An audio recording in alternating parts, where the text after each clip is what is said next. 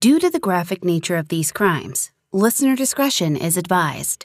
This episode includes discussions of self-harm, violence, and murder that some people may find offensive. We advise extreme caution for children under the age of 13.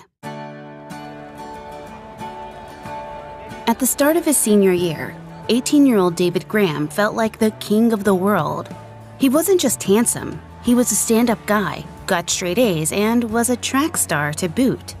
To 15-year-old Adrian Jones, he was an absolute dreamboat. Adrian, AJ to her friends, was a catch in her own right. She was kind, brilliant, and gorgeous with pool-water eyes and perfect blonde hair. So, when she caught David's eye during a track meet in late 1995, his gaze lingered. Sparks flew. That night, AJ ran after David to see if he'd give her a ride home. A kiss in the car led to an intense makeout session, which, according to David, led to sex. Afterward, AJ was giddy and talkative. David, by contrast, was silent. Inside, he was reeling. The perfect gentleman had slipped up, but he wasn't the one who would pay for it. This week, we'll discuss high school sweethearts Diane Zamora and David Graham. After David confessed to cheating on Diane with a sophomore named AJ, she thought her life had been ruined. She convinced David that the only way to make the pain go away would be to punish the girl who stole his heart. Next week, we'll discuss the aftermath of the crime and the shocking way the couple almost got away with it. We have all that and more coming up. Stay with us. In 1987, when she was just 9 years old, Diane Zamora told her mom and dad she had a big dream. She wanted to be an astronaut. The moment she made her announcement, it was like a switch flipped for the little girl. All of a sudden, she was absolutely obsessed with outer space. Everything she did seemed to take her closer to the stratosphere. Young Diane wrote letters to NASA, asking them to send her books and brochures. She also started a journal, specially dedicated to making lists of goals she'd have to accomplish to earn a college scholarship. Such intense drive kept Diane too busy to enjoy the sights in her tiny hometown of Crowley, Texas. In her mind, there wasn't much else to do but prepare for her future. As she got older, she decided her best chance to join NASA would be to attend a U.S. military academy. To beef up her application, she flooded her resume with extracurriculars. Diane was elected to the student council, ran track, and played the flute in band. She got straight A's, joined Key Club, and participated in her school's science association. On top of it all, she was a decorated member of the National Honor Society. Outside of school, Diane also sang in the church choir. Her family was intensely religious, and her grandpa even led a Spanish-speaking congregation. The Zamoras never missed a Sunday. But the church didn't remain a safe haven for long. Around the same time she started high school, Diane's father counseled a young woman in the church looking to leave her abusive husband. Over time, the two grew closer and started an illicit affair that tore the household apart. After her father was fired from his work as an electrician, Mrs. Zamora held down 2 nursing jobs and sold door-to-door cosmetics just to keep the children fed. Eventually, the Zamoras lost their house and filed for bankruptcy. Forced to step up, Diane cared for her siblings, refereed her parents' fights, took on an after-school job, and still somehow managed her homework. Nothing could stop her. When the family's electricity was shut off, she studied by candlelight. Obligated to grow up in an instant, Diane became parentified, meaning she took on adult responsibilities she wasn't mature enough to handle, and the consequences of parentification can be traumatic. Before I continue with her psychology, please note, I am not a licensed psychologist or psychiatrist, but we have done a lot of research for this show. In her article, Growing Up Too Quickly, Parentified Children, psychotherapist Amy Launder said, many parentified children grow up with higher levels of anxiety, depression, and obsessive-compulsive disorder. Parentification often sets the child up for failure, shame, depression, and low self-esteem. As a result of her parentification, Diane felt starved for love. While she was forced to take responsibility for the other children in her household, she felt her own needs being neglected. She grew desperate for validation from whoever would give it to her. Since her parents weren't around to offer her the praise she craved, depression hovered around her like a fog. She hated the burdens she bore, but couldn't confide her frustrations to anyone else. In high school, Diane cut herself off further by swearing off men. She saw any kind of relationship as a distraction. She also insisted that she'd never give up her virginity before marriage. When her teenage cousins got pregnant, she called them stupid and vowed to never let such a thing happen to her. Her father's infidelity had clearly burdened her with significant trust issues, and her negative feelings grew worse every year. She was constantly stressed with no healthy outlet to express herself. Desperate to feel something other than inadequacy and resentment, Diane started swiping scalpels and hypodermic needles from her mom to cut herself. When she couldn't take the chaos of her home life any longer, Diane took to climbing up on her roof and staring silently out at the black night. She felt wholly alone. She often wondered if she'd ever meet anyone who would understand her. And then she did. In the fall of 1991, Diane attended her first meeting with Civil Air Patrol, an organization that primes students for acceptance to Air Force or Navy academies. There, she met a handsome freshman from the neighboring town of Mansfield named David Graham. Like Diane, David was 14 years old, and in so many ways his ambitions mirrored hers. In 1984, when he was in the first grade, little David saw fighter jets kiss the clouds in a Brownsville air show. Since then, he had a single goal: to become an Air Force pilot. Like Diane, David refused to let anything get in the way of his dream. In school, he excelled in every way possible. He ran track for Mansfield High and served as his class's ROTC's battalion commander. On the side, he worked as a courtesy clerk at the local Winn-Dixie. But back at home, things were bad. David suffered severe abuse at the hands of his mother. Proper manners were a big deal to his family. So big, in fact, that when David and his brothers broke the rules, they suffered painful consequences. If David ever put his elbows on the dinner table, for instance, his mother would stab him in the arm with her fork. As a child, David had to learn to fight back. When he was 7, he tried to drown his mother's dog as revenge for one of her punishments. Eventually, his mom moved out of the house, afraid of the violent tendencies she'd created in her own son. David was left behind with his father, an uncaring man in his 60s with little to no interest in his child's well-being. According to the National Institute of Justice, children who experience abuse are more likely to develop antisocial behaviors and form relationships with other antisocial people. In one study, abused boys expressed externalizing behaviors like bullying, aggression, or hostility, leading to adult criminal behavior. Given their turbulent home lives and the pressure they put on themselves to succeed, Diane and David were a perfect match for each other. They were instant friends, but Diane remained cautious around boys, so their relationship stayed platonic at first. She told David she needed to focus on school, not boys. She insisted she was a good girl, and she refused to give up her virginity, even to a potential soulmate.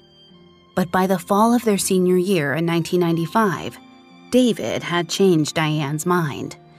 She loved him, so when he proposed, she said yes without hesitation. They'd only been officially dating about a month. To celebrate, Diane accompanied 18-year-old David to a pawn shop and watched as he laid his prized hunting rifles on top of the display case. The man at the counter examined the weapons, winked at David, and took the guns to a back room. When he returned, he placed a small velvet green box on the counter.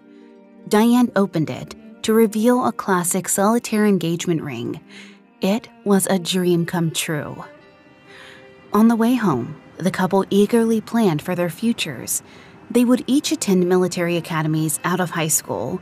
Then, when they graduated in 2000, they'd marry for real.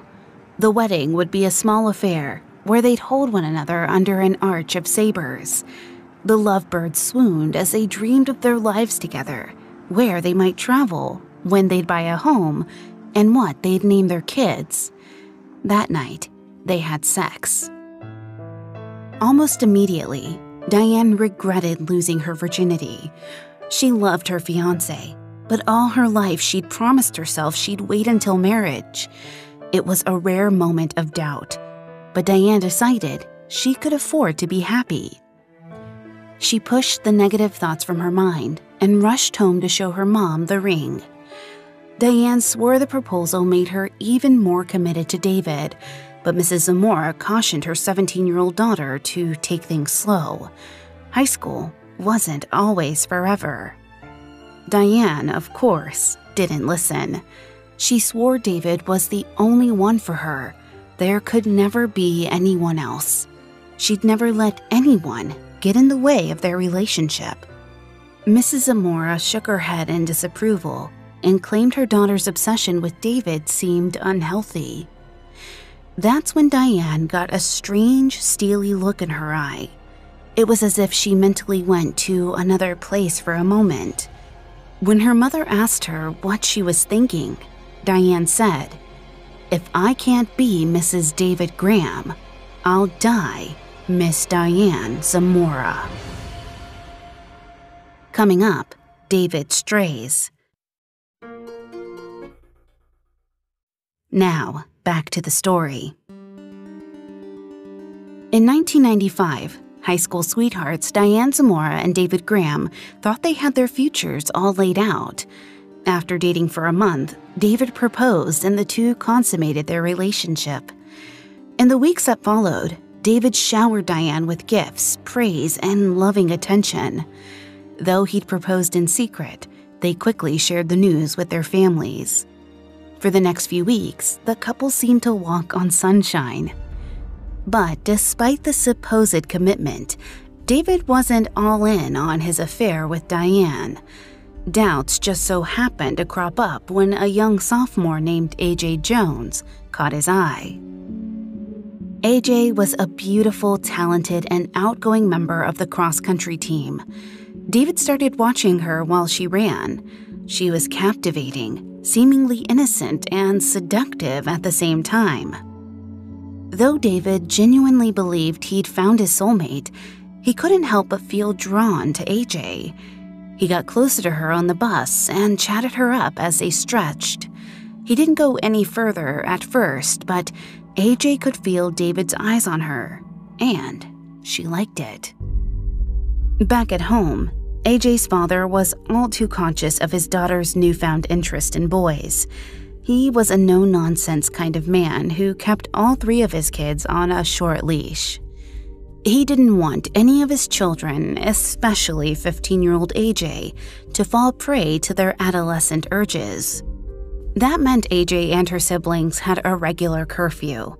If she stayed out past 9 at night, she had to ask permission in advance. Whenever she came home, her dad asked for proof of her whereabouts. If she went to a movie, he collected the ticket.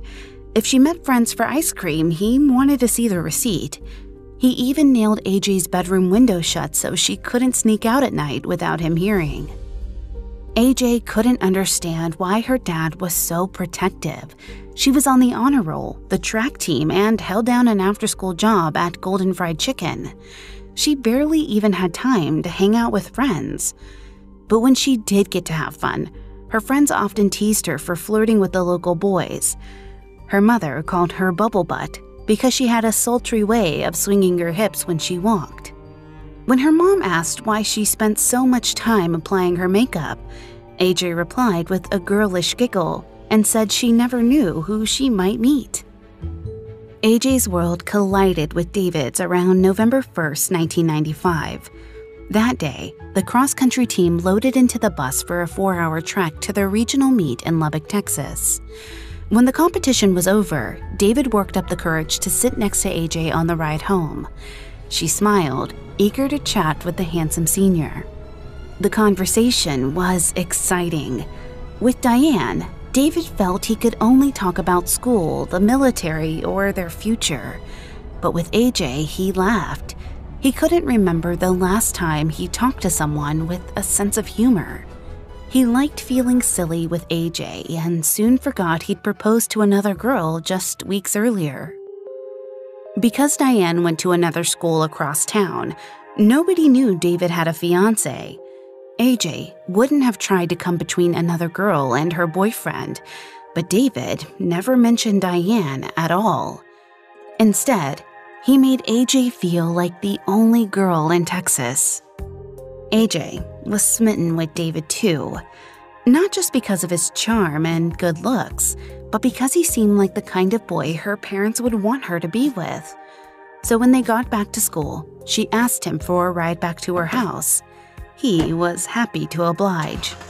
AJ took the lead on the drive, but she didn't direct David home. Instead, she led him down some dark suburban streets to an empty grade school parking lot. They parked and, at least according to David, they had sex. And then, it was over. Weeks passed, but AJ and David didn't contact one another at all.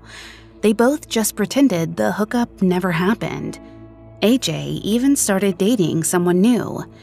However, while David kept his infidelity to himself, the betrayal was always on his mind. Diane noticed David acting strangely nearly a month later at Thanksgiving dinner. Despite the festive mood, he seemed uptight, different somehow. It dawned on Diane that the past few times they'd gotten together, he looked a little sad. After the meal, Diane took David to her room and asked him what was wrong. He got still for a moment, then told her he needed to share something important. He could barely look her in the eye. Somehow, Diane already knew what he was about to say. She recognized the look on his face. Her heart sank before he even spoke. David stared at the floor and admitted Diane wasn't the only girl in his life. He'd had sex with someone else. Diane asked if he really had been a virgin before they slept together, to which David insisted that he had. That could only mean one thing. David Graham had cheated on her. Time stopped. When Diane snapped out of her shock, she erupted in fury. She ripped the NASA posters off her wall, threw all her books off their shelves, and overturned her desk, sobbing and shaking with rage. David wished he could take his confession back, but it was too late. He covered his face with his hands. Then there was a bang. David looked up to see Diane ramming her head into the wall. When she decided she hadn't hurt herself enough, she tried again, then flung herself to the floor. She smashed her forehead against the hardwood so hard that David worried she would crack her skull. Diane was absolutely inconsolable. The one person she'd believed in had betrayed her. When she looked at David, she no longer saw her soulmate, only a weak-willed, immature man. He was just like her father, a coward who couldn't keep his promises. David tried to calm Diane down, but nothing worked. She felt her whole life and carefully planned future crashing down around her. There was no way to fix it. Everything was ruined. She was supposed to be perfect. Cracks and blemishes were unacceptable. The more Diane thought about it, the worse the situation seemed. There was just too much on her plate already. She handled everything in her life all by herself. David was the only person she could ever rely on. She couldn't afford to let him split his attention. Without him, her life was over. Their future was shattered. Nothing would ever be the same. Unless unless there was no more AJ. Diane finally pulled herself together, looked David in the eyes, and simply said, "Kill her." When he stared back in disbelief, she banged her head on the floor again, repeating, "Kill her, kill her, kill her." David didn't know what to do. His fiancée was seconds away from doing permanent damage to herself, all because of his actions. He couldn't shirk responsibility. He had to make things right. And maybe it wasn't up to him to decide what was right. Finally, David shouted that he would do it. Diane stopped. Love crept back into her eyes. When she asked if he meant it, David nodded. He promised. Diane caught her breath. It was done. The couple made a reckless pact. Diane didn't know AJ, but she hated her. She wouldn't let David go back on his word. He didn't want to lose Diane, so he promised to do whatever she asked. Later, David wrote about the moment they made their vow, stating, "The only thing that could satisfy her womanly vengeance was the life of the one that had, for an instant, taken her place." Just like that, the couple was committed. In a CNN article entitled "Insights on Why People Snap and Kill," Emory University's Director of Psychiatry and Law, Dr. Peter Ash, said, "There's a pathway to violence that starts with some thinking and then fantasizing about a plan. The fantasy of killing others may turn into intention, leading the person to track victims and obtain weapons." The article goes on to discuss how life experiences contribute to snapping. In Diane's case, the combination of her father's past infidelity and her mother's neglect could have contributed to her chaotic state of mind. David was just as frazzled. Those who have experienced or witnessed violence or abuse early in their lives are more likely to commit violent crimes than others. The couple was a perfect, deadly storm. After the vicious pact was formed, David and Diane fell into sync with each other. David didn't want anyone else to come between them. If murder was his penance, so be it. That night, as they held each other in bed, Diane slept in fits and starts. She kept waking from nightmares.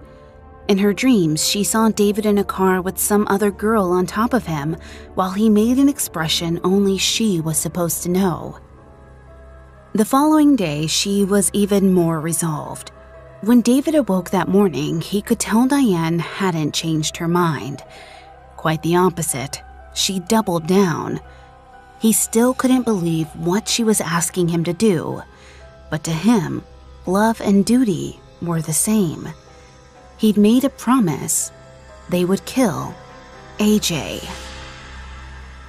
Up next, David and Diane follow through. Now, back to the story. In November 1995, 18-year-old David Graham cheated on his fiancée, Diane Zamora, with 15-year-old Adrian Jones. When David confessed his infidelity to Diane, she saw only one path to save the relationship: murder. Diane demanded that David help her kill AJ to prove his love. To quell Diane's anger, David agreed. To Diane, the plot was the ultimate test. She was scared to death of losing David. As a young girl, she'd witnessed her father leave her mom for another woman. She didn't know if she could ever trust David again, but if he truly agreed to do anything for her, then maybe she could forgive him. In an article entitled "Psychologist, Zamora Was Depressed," Dr. Michael Laub wrote that Diane was, quote, "psychopathically deviant and paranoid. The testing indicated someone who has different views than the normal person in society. Angry, resentful, and argumentative would be a fair characterization." While David may have recognized Diane was unstable, he had his own issues to deal with. Psychiatry professor Dr. Jay Crowder has said that someone who is completely dependent on their partner can react violently to the fear of a breakup. He stated, David may have come to equate happiness with being with Diane, and he may have felt desperate to hang on to that relationship. The two were bound to one another, and on Sunday, December 3rd, they set out to make AJ pay for David's mistake. That night, AJ's parents pulled boxes of Christmas decorations from the garage. It was the calm before the big holiday. AJ's siblings had already gone to bed.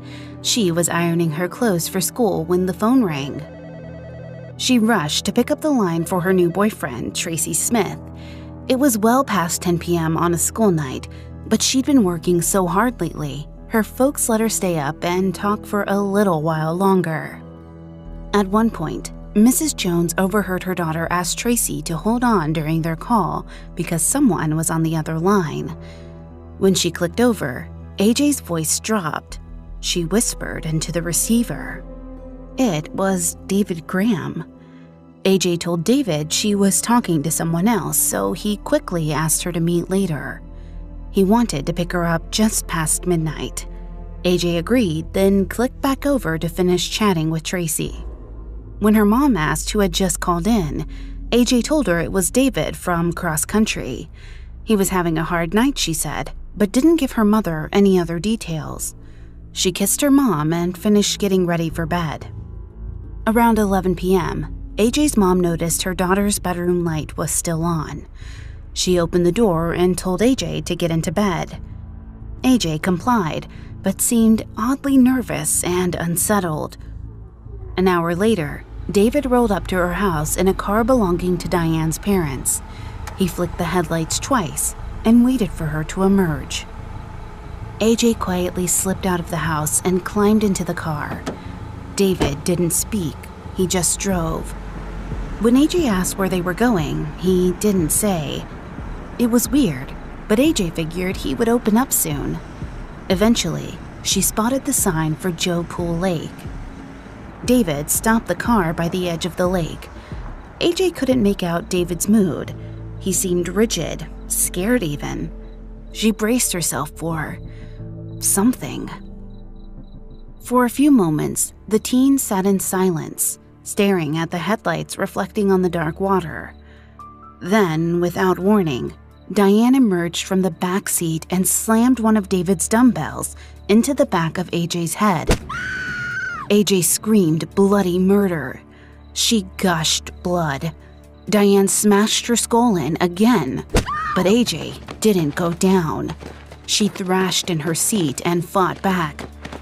David tried to get a hold of AJ so Diane could deliver the finishing blow. For a moment, the couple met each other's eyes. David saw Diane was terrified, confused, and full of rage.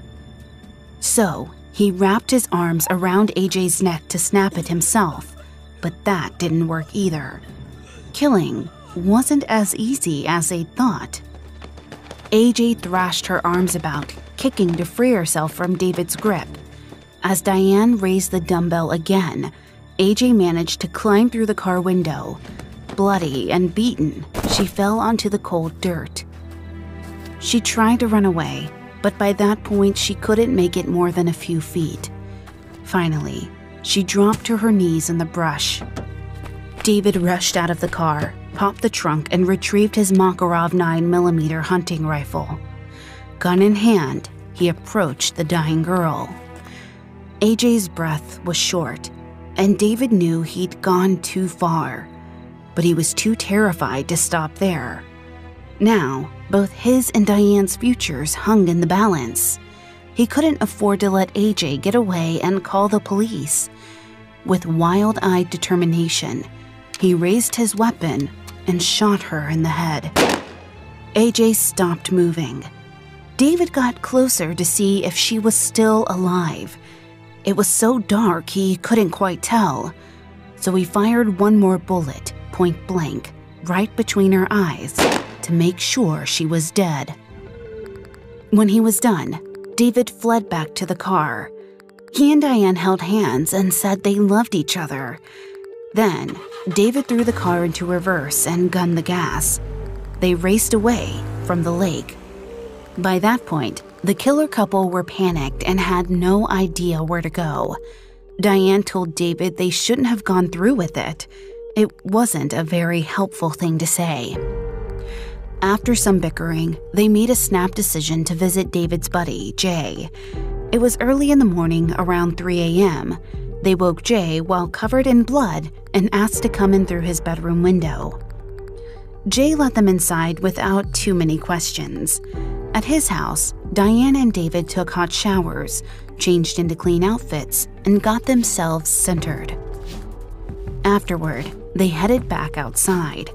They ditched their stained clothing at a dumpster near Diane's house and scrubbed the car clean as best they could. Finally, they went inside and curled up together in Diane's room. Neither Diane nor David slept that morning, but they held each other tight. Diane was still in shock. David was frightened by what he'd done.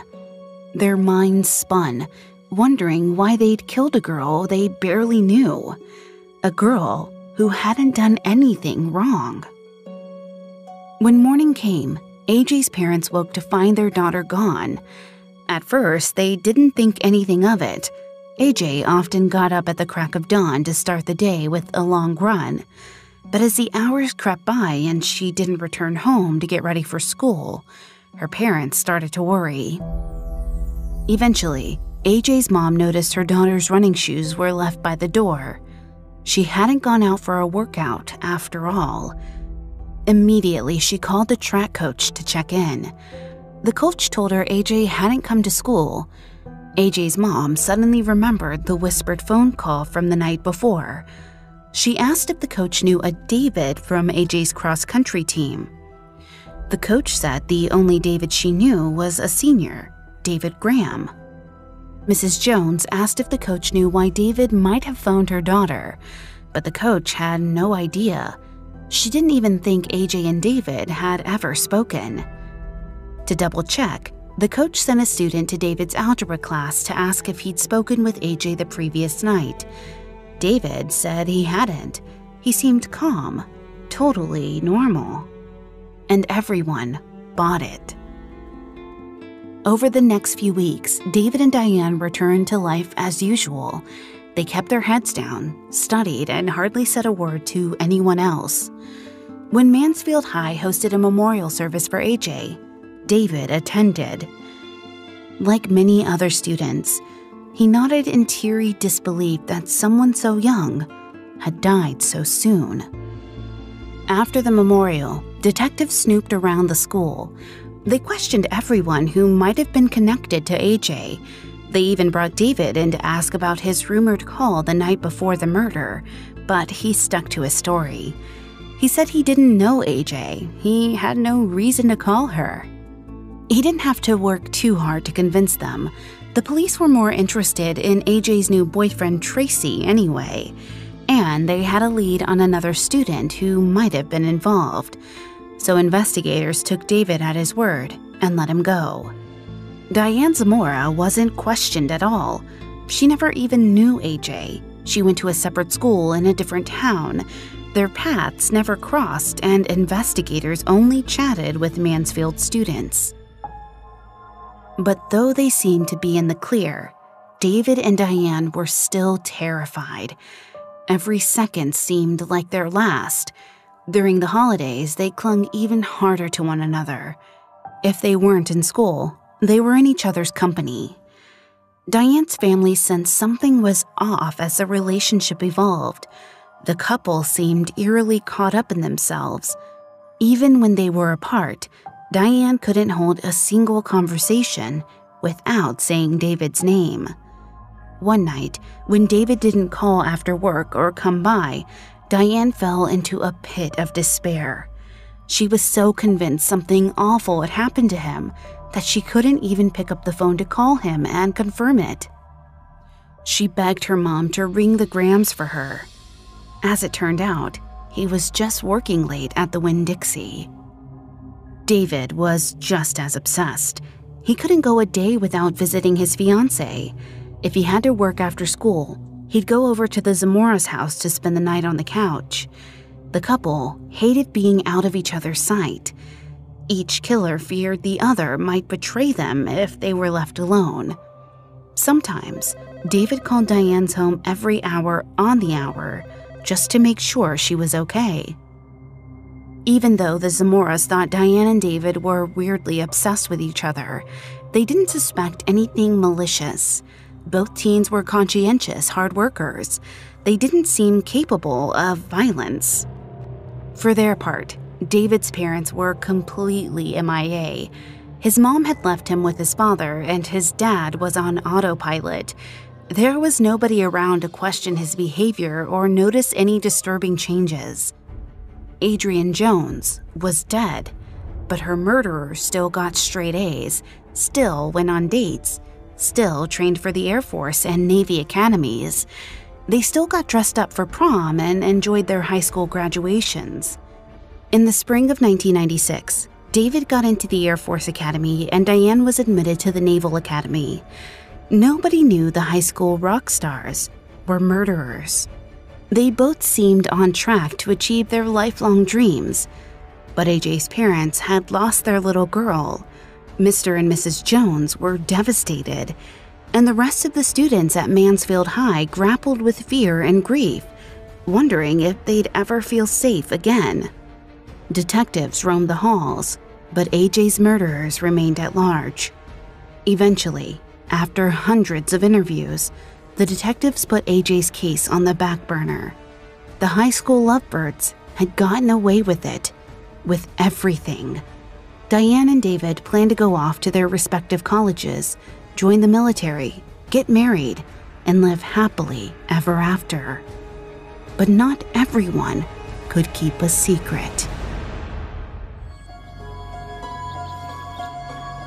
A scorching sun rose over Mansfield, Texas on December 3, 1995. Winter break was just weeks away, and most of the local high school students were nestled snugly in their beds. But 18-year-old David Graham and his fiancée, 17-year-old Diane Zamora, were wide awake. Visions of a blood-caked windshield, a smoking rifle, and the lifeless body of 15-year-old Adrian Jones played over and over in their heads. David didn't think he'd ever sleep again. He wondered when the police would come for him. He imagined a life behind bars, or worse, capital punishment. But his true concern was for Diane. He loved her. She had her whole life ahead of her and dreamt of graduating from the Naval Academy. David decided, if it came to it, he'd take the fall for her. He'd do anything for her. Diane, on the other hand, was more concerned for herself. She wasn't proud of what she'd done, but she was relieved AJ was gone. Now that she and David shared such a dark secret, she was confident he'd never stray again. But not everyone could keep a secret. Last week, we discussed high school sweethearts Diane Zamora and David Graham. When David confessed to Diane that he'd cheated on her with a fellow student, Adrian Jones, she was furious. As revenge, Diane convinced David to help her kill AJ in cold blood. This week, we'll see how the teens almost got away with murder and the messy aftermath of the police investigation. We have all that and more coming up. Stay with us. The death of 15-year-old track star Adrian Jones on December 4th, 1995, devastated her community. Capable, brilliant, and outgoing, AJ's future was tragically cut short. But in the mid-90s, the Dallas, Texas area was rife with crime. Drive-by shootings, robberies, and violent killings made headlines daily. Sadly, the loss of a teenager didn't shock the authorities the way it used to. Detectives Dennis Clay, Dennis Meyer, and Police Chief Brad Geary were all assigned to AJ's case. They'd seen it all before and, perhaps overconfident, assumed they'd find their killer before the turn of the new year. In the days following AJ's death, the detectives observed the Mansfield High School students from a distance. In the school lot, They watched over 2,000 teenagers shuffle in and out of the building each morning. Any one of them could have been the murderer they were looking for. To narrow things down, Clay, Meyer, and Geary started by questioning the teachers and counselors. They seized on every clue they could find, collecting the names of any students who were known for stepping out of line. Their list included kids who had been regulars in detention, rebelled against authority, or repeatedly caused minor trouble. Next, they turned to the students themselves for information. They wanted to know if AJ had ever bullied anyone, or if she'd been involved in any petty high school drama. None of it bore any fruit. To make matters worse, AJ's autopsy results were yet another dead end. There wasn't any hard evidence left at the scene that could be used to identify the killer. The lack of progress on the investigation frustrated locals. Mansfield High's principal was especially concerned as students might be at risk. He took it upon himself to do more than just cooperate with the police. Not only did he set up a classroom for questioning, he also reserved a space for grieving students to meet with counselors. On the school's grounds, he had a tree planted in AJ's honor. After her death, her classmates circled the memorial tree and chanted, "Unity, strength, courage." Times were tough for the teens. For many, AJ's passing was their first experience with death. It was tragic, tense, and terrifying that her killer was still at large, possibly even still going to the same school. Students wore colorful ribbons to keep AJ's memory alive. Soon after her body was discovered, visitors placed a cross fashioned from tree branches and red ribbon at the site. Friends and strangers alike held vigil at the makeshift monument. AJ's parents, of course, were more heartbroken than anyone. Her mother, Linda Jones, drove to the scene of the crime every day in the hope of finding some clue to unlock the mystery. She would have done anything to identify her daughter's murderer. Back at home, along with AJ's father, Bill, Linda fed the authorities as much intel as she could. She told the police that on December 3rd, the evening of AJ's disappearance, they'd given her permission to talk on the phone after 10 p.m. Her new boyfriend, Tracy Smith, called in late. He'd gone on a getaway that weekend and wanted to tell AJ all about it. Her folks didn't know much about Tracy, but they knew he went to another school. He and AJ met on the job at the Golden Fried Chicken restaurant. Linda remembered her daughter giggling and flirting on the phone that night. She also remembered hearing AJ ask Tracy to hold on at one point because someone else was calling on the other line. That moment seemed significant because it was the only time AJ acted out of the ordinary. When she clicked over to the other call, her voice dropped low. She whispered short, quick answers to whoever had phoned. Then, after just a moment, she switched back over to Tracy and resumed their conversation at full volume. When Linda asked her daughter who'd interrupted her chat with Tracy, AJ told her it was David from cross country. The following day at school, detectives interviewed around 30 students, including 18-year-old David Graham.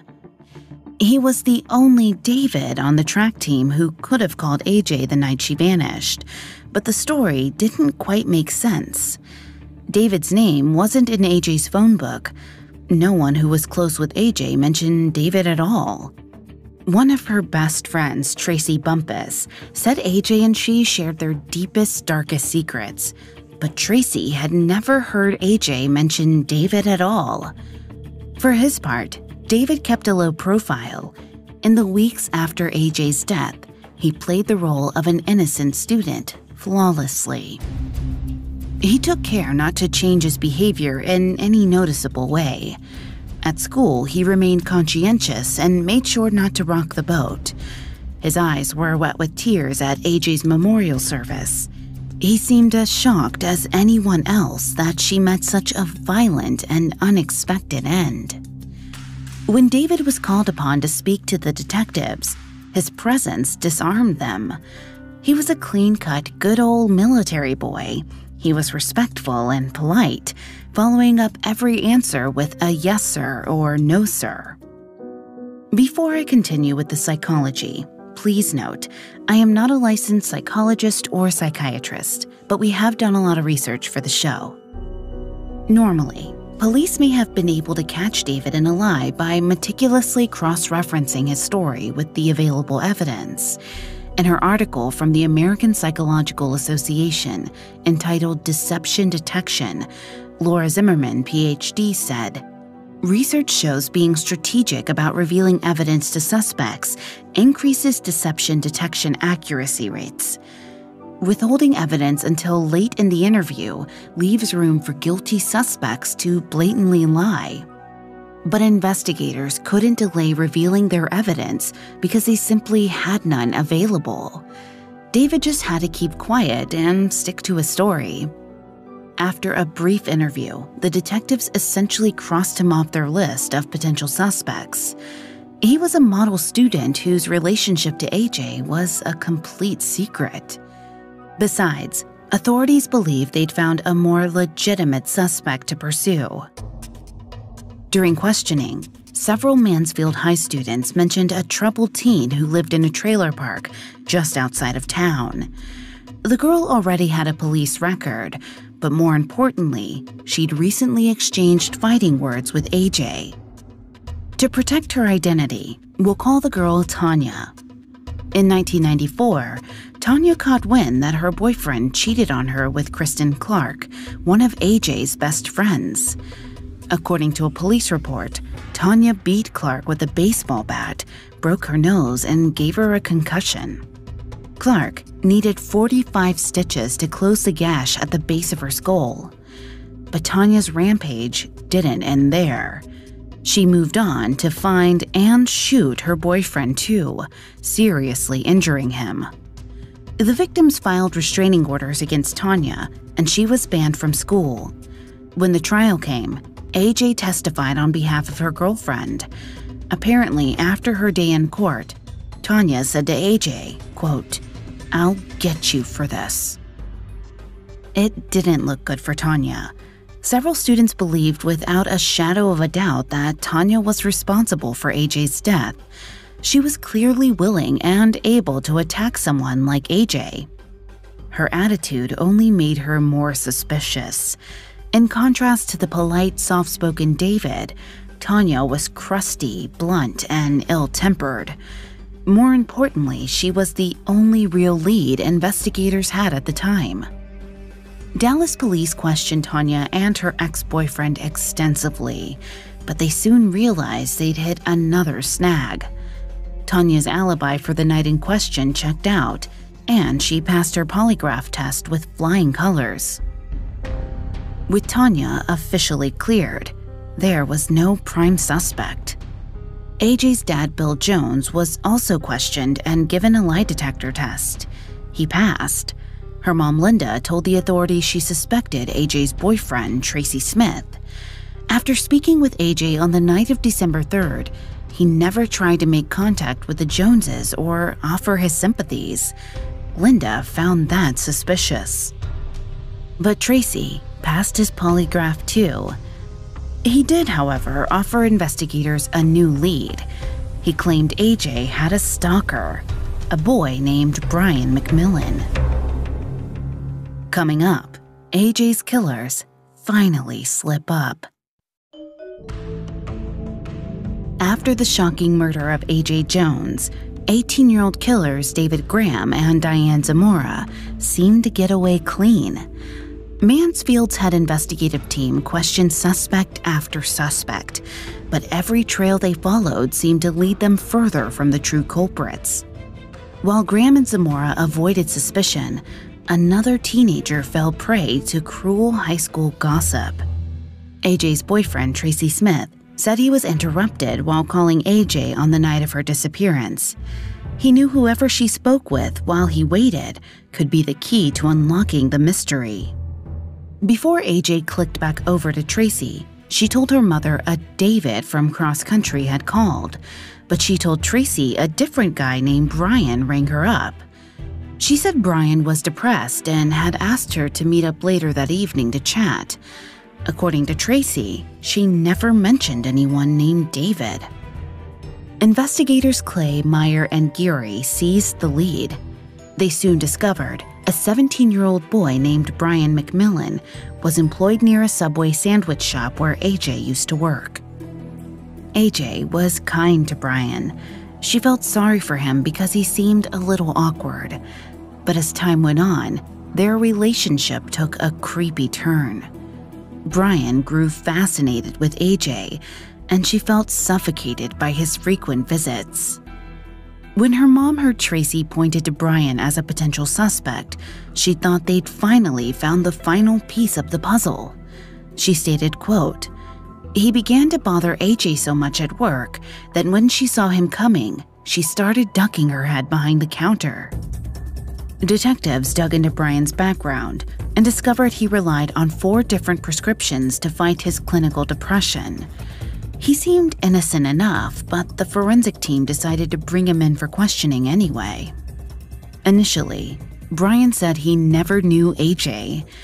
In time, however, he confessed to more than that.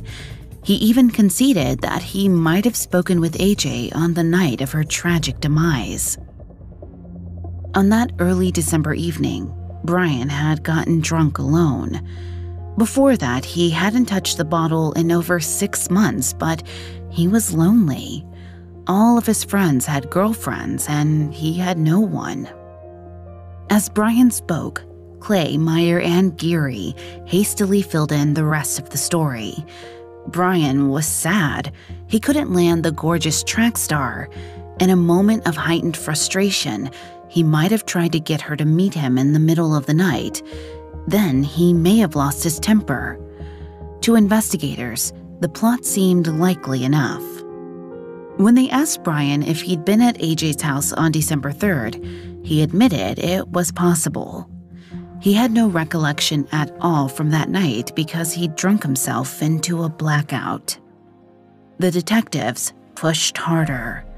They asked Brian if he took AJ out late that night. He said he was so drunk he didn't remember anything. That was all investigators needed to hear. Fairly convinced they'd found their man, the authorities released Brian and secured a search warrant to raid his home. On December 15, 1995, armed officers stormed the house. Brian was ripped from his bed and arrested for murder.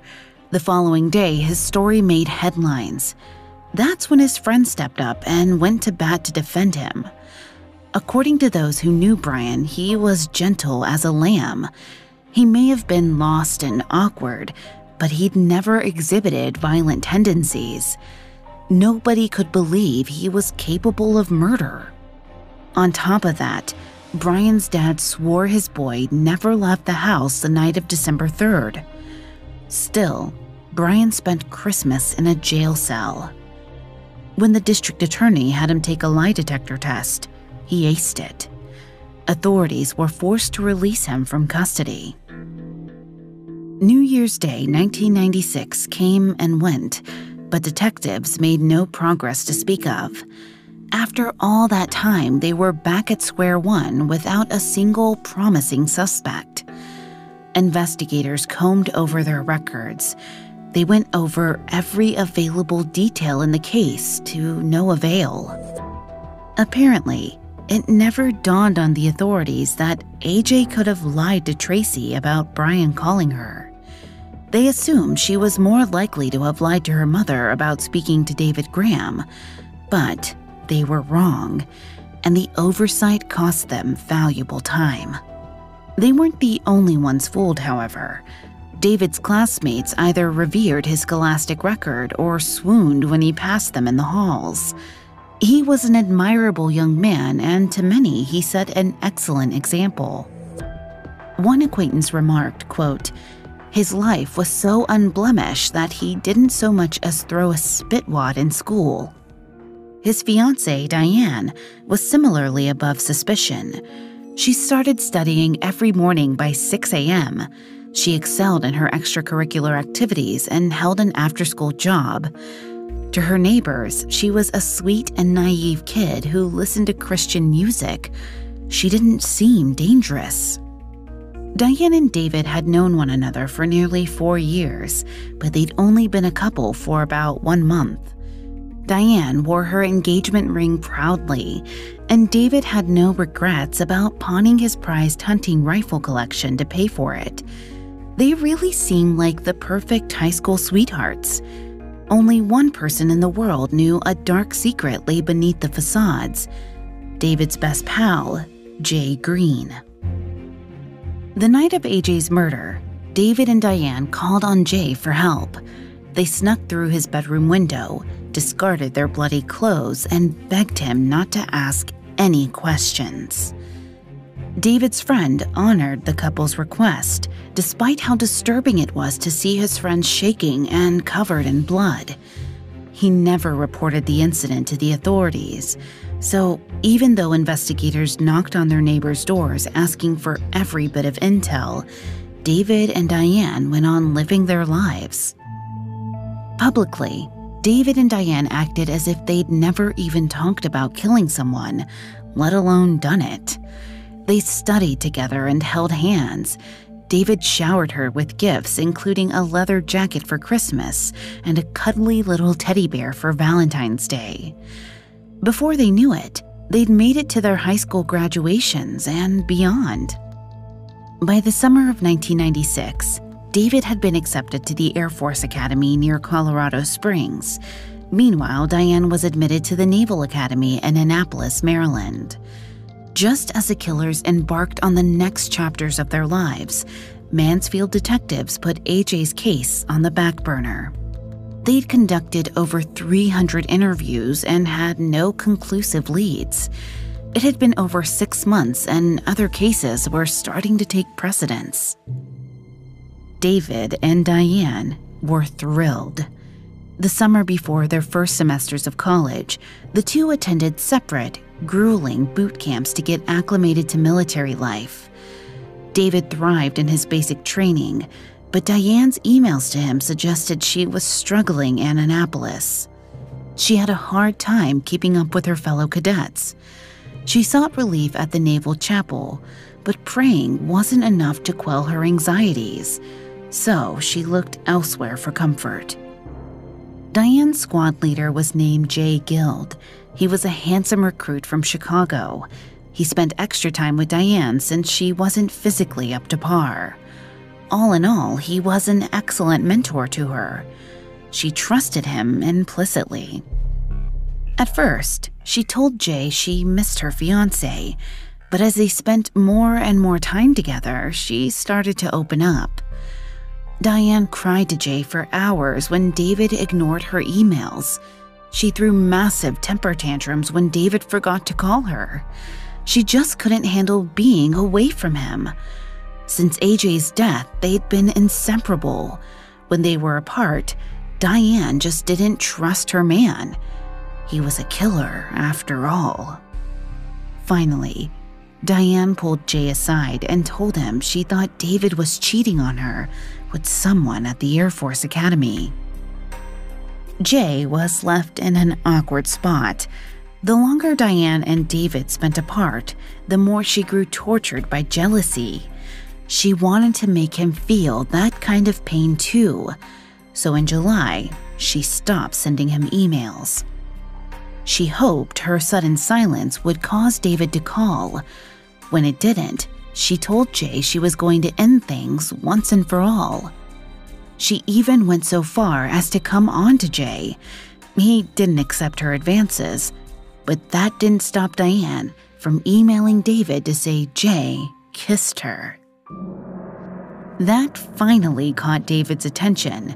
When he read about the fictional kiss, he reported Jay to the school's administrators. He claimed Jay was forcing his fiancée to endure unwanted sexual advances. When the school did nothing, David went after Jay directly. Via email, he warned Jay to stay away from his girl.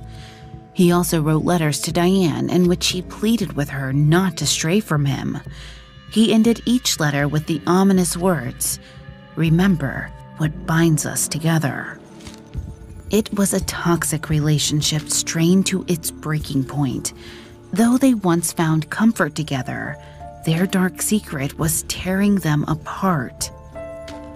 In her book, The Psychology of Secrets, professor of psychology at the University of Notre Dame, Anita E. Kelly said, quote, "Secrecy can be experienced as burdensome and stressful. Keeping secrets requires expending cognitive and emotional resources. Keeping secrets about having committed a murder presumably would be more effortful and stressful, and thus more harmful than keeping secrets about having smoked marijuana." The stress was clearly getting to Diane. She continued to feed Jay lies about David's infidelity in Colorado. Eventually, Jay asked her if David had ever cheated on her in the past. She confessed that he had during their senior year. Jay asked what she did when she found out. Diane said she demanded David kill the other girl. Jay was floored. Clearly, he didn't know what to think and didn't want to hear any more. But once she opened up about the events of December 3rd, 1995, Diane couldn't stop. She described the murder in graphic detail and told Jay she watched David shoot and kill AJ. In her version of the story, she was adamant that she did nothing to directly participate in the violence. Still, she did confess that she'd ordered David to do it for her. The Naval Academy enforced a firm code of honor known as the Brigade of Midshipman Honor Concept. The moral guide stated that if a cadet discovered a peer had lied, cheated, or broken the law, they had a duty to report the offense. But Jay said nothing at all. Either he didn't fully believe Diane, or he was too afraid to get on her bad side. When the summer of 1996 ended, David and Diane threw themselves into their freshman years with full force. Again, David seemed to excel, even socially, but Diane had a hard time making genuine connections. Eventually, perhaps in a bizarre effort to make new friends, Diane shared her dark story once more. On August 28th, her dorm mates Mandy Gotch and Jennifer McKerney joined Diane late one night for a few drinks and some serious gossip. Diane gushed about David, and Mandy said the two seemed to love each other a lot. Jennifer chimed in by saying it seemed like the pair would do anything for each other. Diane said there was no line they wouldn't cross. They'd even killed to protect their love. The girls' eyes widened in disbelief, so Diane spilled everything. She freely told them exactly how she helped kill a 15-year-old girl. The following day, Mandy and Jennifer did the only sensible thing. They sought out the Navy chaplain. When they shared the conversation, he immediately called in the Naval Academy's attorney. The lawyer jumped on the phone and dialed up the Dallas police. He wanted to know if the story was real. He needed to know if they were investigating the murder of a teenage girl named AJ. Coming up, David and Diane confess. Now, back to the story. On August 30th, 1996, Mansfield, Texas detectives flew to the Naval Academy in Annapolis, Maryland. After almost a full year of searching for 15-year-old Adrian Jones's killers, they finally had a worthwhile lead. On August 28, 1996, 19-year-old Diane Zamora confessed to her Naval Academy roommates that she and her fiancé David killed for love. After almost a year of keeping the secret, she shared the story in gruesome detail with her roommates. Professor of psychology Dr. Anita E. Kelly offered a theory behind Diane's late-night confession. She said, quote, Zamora may have revealed her secret to her friends because she feared that any relationships that she could develop with them would be impaired by her own knowledge of the secret and awareness of the possibility that they could later discover it. Now, anyone who gets to know and like Zamora does so with the knowledge of the murder. Even though it should be harder to get people to like her, at least when they do, she can trust that such liking will not be destroyed by a future revelation. Regardless of the reasons Diane confessed, her dorm mates weren't willing to keep that kind of secret. The next morning, on August 30th, Mansfield investigators were on their way to Annapolis. Once they reached the campus, the authorities headed straight to the gymnasium. The academy was hosting its first pep rally of the football season. Diane was mingling with her fellow students when detectives Clay, Meyer, and Geary appeared out of nowhere. They snatched her from the bleachers amid cadet cheers and drum rolls. Then they escorted her across the campus, through a seemingly endless hallway, and into a small private room where Navy officials joined them. Terrified out of her mind, Diane admitted to nothing at first. When asked why she told her roommate she was a killer, she said she felt self-conscious around them. She wanted to make herself look impressive. It was a weak excuse, but the authorities had no evidence they could use to press her. Since the officers couldn't detain her, the school opted to suspend her. They asked her to return to Texas until her name was cleared. Diane was given a one-way airline ticket to Dallas, but she changed the ticket. When she stopped over in Atlanta to meet a connecting flight, she switched her destination to Colorado Springs. She had to warn David. When Diane landed, she went straight to her fiancé's dormitory and snuck past the front desk. She pounded on David's door, taking care to make sure nobody saw her enter.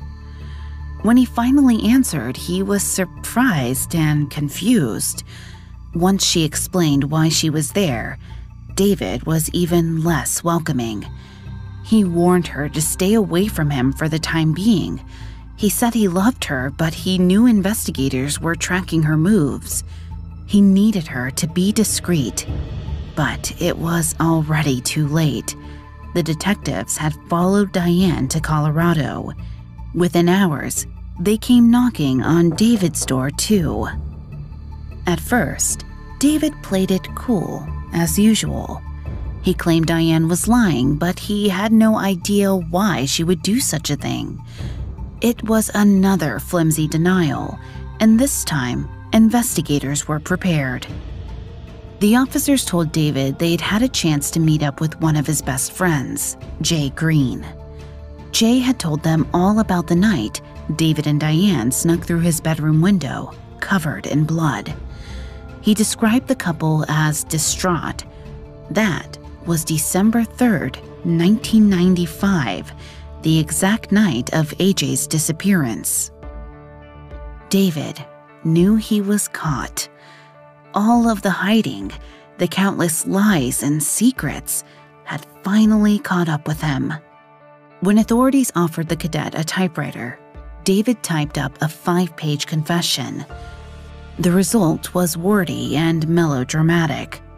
One of the forensic psychologists later assigned to David's case said it would have put romance novelist Danielle Steele to shame. The couple's fates were all but sealed. Using the confession as a jumping-off point, police were able to gather significant evidence against the couple. They finally managed to recover the gun David used to shoot AJ and picked up a few free weights from David's attic. These served as key evidence since David claimed Diane beat AJ with his dumbbell before he shot her.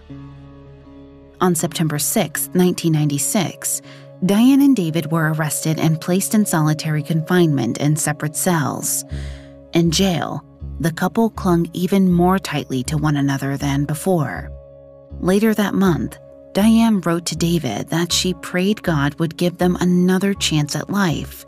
She said she believed she and David were not bad people. They were just, quote, young, in love, and not thinking straight. But there was no way to know whether the jury would see things that way. Diane's trial began 2 years later, in February of 1998. Some of the forensic experts who testified felt her motive had been the driving force behind the murder. Diane had pushed David towards violence. Since David's mother had abandoned the home and his father was distracted, Diane had the most control over his decisions. In his closing arguments, the lead prosecutor repeated what a forensic psychologist had said of Diane. She's a sociopath. She had absolutely no reaction. Grown men were crying in this courtroom when they were talking about Adrian, and she sat there, stone-faced. But other investigators felt it was David who motivated Diane to participate in the crime. After all, he owned the guns, and according to his mother, he had an unhealthy violent streak. Plus, he'd convinced Diane to give up her virginity and then immediately betrayed her. In her trial, Diane contradicted the testimony of her college roommates. She stated David was dominating and controlling. She said he was, quote, cruel and abusive, sometimes brandishing a gun as he forced her to have sex. Diane's voice shook as she insisted she only meant to question AJ on the night of her death. She claimed David shot AJ twice in the head before she could do anything. She even went so far as to say David taunted her, saying, "Look what you made me do." Her new story was in complete opposition to her prior confession, but it was too late to take her original words back. Though she lied about her involvement to her friends, the couple shared responsibility for the murder. For all intents and purposes, they were equal partners in crime. Diane Zamora was found guilty of capital murder. She was sentenced to life imprisonment with the possibility of parole. AJ's parents insisted, though they were devastated, that the court not consider the death penalty. Linda Jones, AJ's mother, said it was unimaginably difficult to lose a child, but to see 2 other children die would be pointless. David Graham was also found guilty. He too was punished with a life sentence. Diane was moved to a state prison diagnostic unit in Gatesville, Texas, where she split up with David via letter. When he reportedly sent her a Christmas card in 2001, she ignored it. In June 2003, she married another inmate from the Texas penitentiary. By 2018, 41-year-old Diane had divorced her new husband. To this day, she insists she's no killer. In an interview with People magazine, she said, "I'm not some witch. I'm not some evil-hearted person. Not even close." David, on the other hand, has been more remorseful. He was held in Huntsville after his trial. In prison, he pursued a bachelor's degree in criminology. He has expressed a sincere regret for killing AJ and said if he could get a do-over of the trial, he'd have pleaded guilty from the start. He said he would never tell the people who loved Adrian that he and Diane didn't deserve life in prison. As of 2018, he was being held in Wichita Falls and was studying to become a pastor. In total, both David and Diane have spent nearly 2 decades behind bars. They are both set to remain in prison until they become eligible for parole in 2036. AJ's family never recovered from the loss of their daughter. For years, her parents left their daughter's bedside lamp on at night, like a tiny beacon glowing to guide her back home. To this day, AJ's classmates often drive by her old house. They slow their cars just long enough to peek in the window for a glimpse of her cross-country trophies, books, and posters. Her mother has said she hopes that everyone remembers AJ for her integrity. She believes her daughter still graces her home and watches over her family with those beautiful, joyful eyes.